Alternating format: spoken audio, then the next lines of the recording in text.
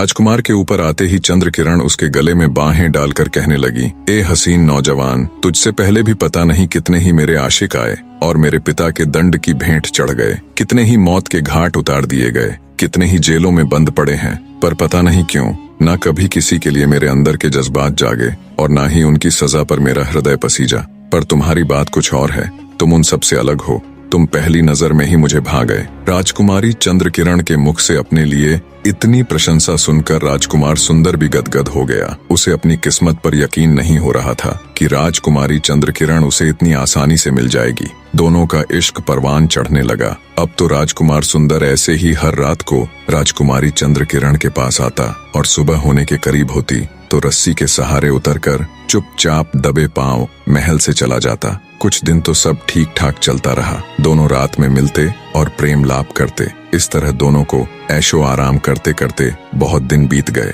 पर फिर एक दिन रात के अंतिम पहर में जब राजकुमार सुंदर वापस जाने लगा तो कोतवाल ने उसे देख लिया और कहा, कौन है तू जो आधी रात को राजकुमारी के महल से आ रहा है? क्या चुराया है तूने? राजकुमार सुंदर ने माफी मांगते हुए कहा, नहीं कोतवाल साहब, मैं कोई चोर नहीं हूँ। पर कोतवाल पर उसकी बातों का कोई असर नहीं हुआ और तुरंत सिपाहियों को बुला उसे पकड़वा दिया और कहा, ले जाओ इस बदमाश को, इसने सारी प्रजा को परेशान कर रखा है। सुबह हुई तो राजकुमार सुंदर को राजा के सामने राज दरबार में पेश किया गया। कोतवाल ने राजा से कहा, महाराज, यह बहुत बड़ा चोर है। रात यह महल में चोरी करने गया था। जब यह उतर कर जा रहा था तो मैंने इसे पकड़ लिया। राजा ने कोतवाल को शाबाशी देते हुए उसकी तारीफ की। फिर सिपाहियों को आदेश दिया, ले जाओ इस बदमाश को और बंद कर दो सबसे अंधेरे वाले कमरे में और सुबह शाम इसको खाने की बजाय 50-50 कोड़े मारे जाएं। राजा का आदेश सुन तुरंत सिपाही राजकुमार सुंदर को पकड़ ले गए। जब यह बात चंद्रकिरण को पता लगी कि उसके प्रेमी को राजा ने कैद कर लिया है